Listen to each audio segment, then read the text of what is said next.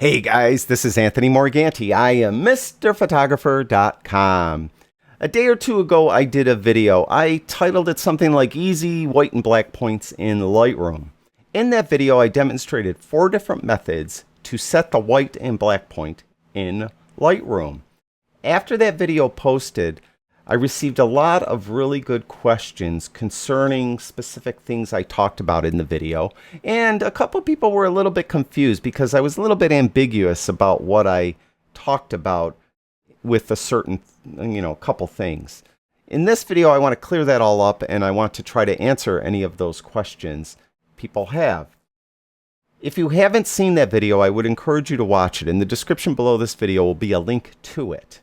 Now, in this video, I'm going to work on a different image. I'm going to work on this image, and all I've done to it is tone and presence adjustments. I haven't done anything else. I haven't even done lens corrections because it was a Nikon Z6 mirrorless camera. The lens corrections are built in. If you are interested in the gear I use, the settings for the gear, and the exposure info, all that will be listed in the description below the video. You could check it out. Now, in that video I did a couple days ago, I mentioned that there's a way to get an auto, and I called it auto white and black point, by holding in the shift key and double clicking on either the word whites or the word blacks. Now, for this image, I just adjusted it by eye. So I just adjusted these sliders so it looks decent. Now, if I want to get that auto white and black point, if I hold in the shift key and double click on the word whites, it goes from plus 58 to plus 67. If I hold the shift key in and double click on the word blacks, it goes from minus 28 to minus 29. So it's very close, but it did change. Now, I actually might have outright said that it's the same as clicking the auto button up here, and that's not true, and I didn't mean to imply that it was true. What I was trying to convey was it was just an auto adjustment, and you could get another auto adjustment by clicking the auto button. Now I will. You'll notice I got this quote auto adjustment by holding in the shift key, double clicking on whites, I got plus 67. Holding in the shift key, double clicking on blacks, I got minus 29. I'll click the auto button up here. And you'll notice all the sliders moved, including the whites and blacks. We're now at plus 31 on whites and minus 15 on blacks. Well, you may be thinking that's because these other sliders move. So if you're adjusting the tone, let's say exposure, the highlights, the shadows, your white and black point are going to move. And you're absolutely right. But it's a little bit more than that, because now if I hold the shift key in, I have auto activated. If I hold the shift key in and double click on whites, I'll go from plus 31 to plus 49. If I hold the shift key in and double click on blacks, I'll go from minus 15 to minus 39. So the auto adjustment, it uses some type of algorithm to examine your image and come up with a tone and presence adjustment that fits your image. And it's independent of holding the shift key in and double clicking on any of the sliders to get that other auto setting. Now, that other auto setting is dependent on what the other sliders are set at. For example, we have whites now at plus 49, blacks at minus 39. And just double click, I'll hold the shift key in and double click again. There's my plus 49, double click, minus 39. So those are the shift auto adjustments. Well, if I go down here, let's say to tone curve, and I put tone curve on strong contrast, and then I go back and I double click on whites by holding the shift key, we'll go from plus 49 to plus 48. It's close, but it's different. Holding the shift key, double click on blacks, I go from minus 39 to minus 28. So what your other settings are set at will have an influence over your white and black point. So this begs the question, when should you set the auto, or when should you set your white and black point? Should you do it like totally last after you do everything else? Because it changes, right? I could come up here to exposure and bring exposure down to 0, right? Or around 0. Let's go for minus 5, minus 0.05. If I hold the shift key in and double click on whites, we'll go from plus 48 to plus 67. With blacks, from minus 28 to minus 2. So again, it changes depending on what the other sliders are set at. Well, there's really no right or wrong answer. You could set them whenever you want. Personally, I do tone all at the same time. but they're the last two items I adjust in tone.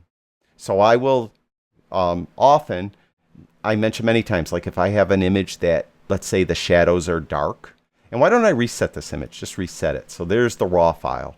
Just it is. And as I look at it, it's really dark, right? So I'll go over it, I'll open up shadows right away and bring in highlights. And at this point, I'll look and I go, well, it's really underexposed. So then I'll go to exposure and I'll push exposure up. Then I like to do contrast next, but I usually don't like to, personally, I don't usually like to do the contrast slider. I like to go to the tone curve, and I'll go to medium contrast often. And then I'll set my white and black point. Hold the shift key in, double click on whites, hold the shift key and double click on blacks. And that's one way to do it. Although, to tell you the honest truth, I most often use the other method I showed you, or one of the other methods I showed you, by holding in the Alt or Option key. Alt if you have a PC, Option if you have a Mac. Click and get that black screen and adjust it accordingly. And I won't go rehashing that. But that's usually the way I go about doing it. And then I eyeball it and might micro adjust it from there. But my point is, I will do tone first. And I will attack tone by looking at the image and see what it needs the most. If the shadows are really dark, I'll go right to shadows and open those up. If the highlights are really dark, I'll go right to highlights and open those up. Either way, that's what I'll do. And then I'll maybe I'll have to adjust exposure. Then I add contrast, either with the contrast slider or the tone curve. Then I set the white and black point. Then I add texture. Then I go down to presence. And actually, presence will have an effect on your white and black point as well. I think clarity will have the greatest effect. So if I go like to plus 100 on clarity for the sake of argument, we're at plus 66 for whites. I'll hold the shift key and double click. And it went to plus 58. And similarly for blacks, we're at minus 34, double click, and it went to minus 15. I'll bring clarity back down to 0, hold the shift key in, and it went from plus 58 to plus 61, minus 15 to minus 34. So you can see these have effects too. So it's really up to you. You kind of get into a routine that what fits your style. When do you want to set that white and black point? Again, I do it when I'm doing tone, but after I set contrast. So I do highlights, shadows, maybe exposure, not all the time. Usually I nail exposure better than I did on this image. But maybe exposure. Then I'll add contrast, either with the contrast slider or the tone curve. Then I'll set the white and black point. That's just the way I do it most often for landscape images. Come up with a way that works for you. Maybe you'll do it last. The very last thing you do is set your white and black point. Maybe it's one of the early things. It really doesn't matter. It really doesn't matter. Just do whatever works best for you. So the main questions I was receiving is people were asking, why are the values different when you move other sliders? Now, like for instance, if I move highlights, of course your white point's going to change, right? It went from plus 61 to plus 43. So yes, they are dependent. The other question I received is, how come the auto adjustment is different? The auto is kind of its own unique thing. It uses its own special sauce. When you click auto, it examines the image and comes up with tone and presence adjustments that fit that specific image. Now, what I did mention in the last video is I presented to you 4 different methods of setting the white and black point. And one of those methods might work better on one image, and another method might work better on another image. That's why it's best to learn all 4 and then be able to, set your white and black point accordingly to the specific image you happen to be working on. You don't like the white and black point, the shift double click works, then use the Alt Option method. That doesn't work, drag directly right on the histogram like I demonstrated in that last video and see if that works better. You don't like that? Just hit auto. If you don't like that, then just eyeball it and do it, by feel. Just look at the image. It really doesn't matter. Do whatever method works best for your specific image at that specific time, because tomorrow it may change, or you may have a different look at it. So it's really not an objective adjustment. It's something that is subjective to you at that moment. So I hope, though, learning those 4 methods will help you better come up with a white and black point that fits your style and helps you better adjust and post-process your images. thank you, everyone that watches my videos. I truly do appreciate it.